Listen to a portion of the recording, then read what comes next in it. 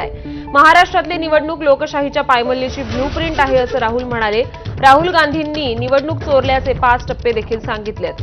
निवडणूक आयुक्त नेमतानाच आयोग ताब्यात घेतला, मग खोटे मतदार घुसवले, त्यानंतर मतदानाची टक्केवारी फुगवली, भाजप जिंकण्याची गरज असलेल्या जागी बोगस मतदान करण्यात आलं आणि 5वा टप्पा म्हणजे पुरावे लपवून ठेवण्यात आले असं राहुल गांधी म्हणाले।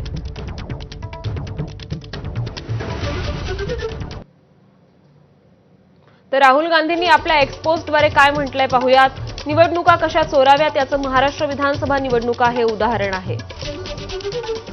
लोकशाहीची पायमल्ली कशी होते याची ब्लूप्रिंट म्हणजे 2024च्या महाराष्ट्र विधानसभा निवडणुका।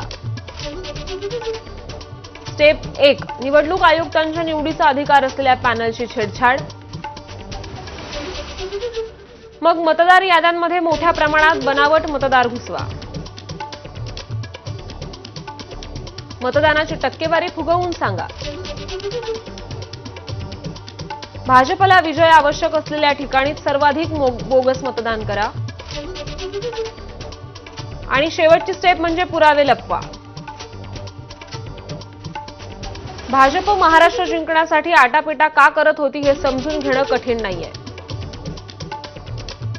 पण लोकशाहीची पायमल्ली करून निवडणूक जिंकणं हे मॅच फिक्सिंग सारखंच उदाहरण आहे। फसवणूक करणारे जिंकू शकतात, पण यामुळे संस्थांना बाधा पोहोचते आणि सामाजिक स्वास्थ्य बिघडतं। तर इंडियन एक्सप्रेससाठी लिहिलेल्या लेखात राहुल गांधींनी काय म्हटलंय पाहूया। माझं मत क्षुल्लक फसवेगिरीविषयी नाही, तर राष्ट्रीय संस्थांना ग्रासणाऱ्या घाऊक फसवेगिरीविषयी आहे।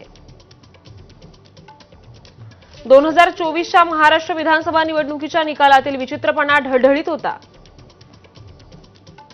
हेराफेरीचं प्रमाण भयावह होतं की त्यावर पांघरून घालण्याचे सर्व प्रयत्न झाल्यानंतरही आकडेवारी समोर आलीच। राज्यात 1 लाख मतदार केंद्र, लोकसभा निवडणुकीत भाजपची कामगिरी तिथे निराशाजनक। 85 मतदारसंघातील सुमारे 12,000 मतदान केंद्रांवरच या वाढीव मतदारांची संख्या सर्वाधिक।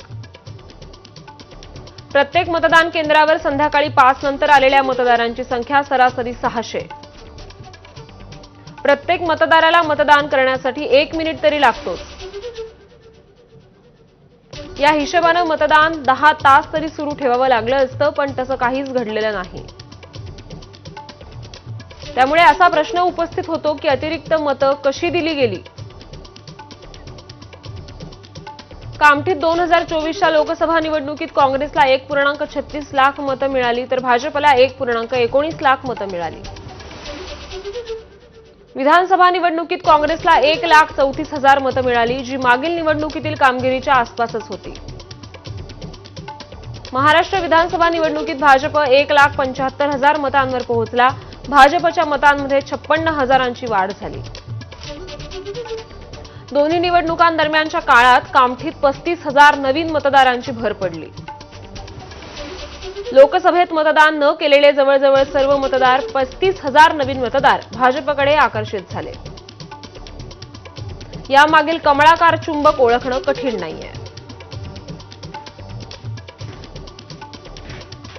तर राहुल गांधींचा हा लेख आज संध्याकाळी आपण वाचणार आहोत अशी प्रतिक्रिया शरद पवारांनी दिली आहे।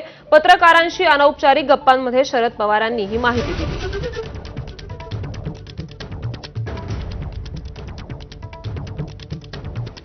दरम्यान यावर ठाकरे गटाचे खासदार संजय राऊत यांनी प्रतिक्रिया दिली आहे, पाहूया।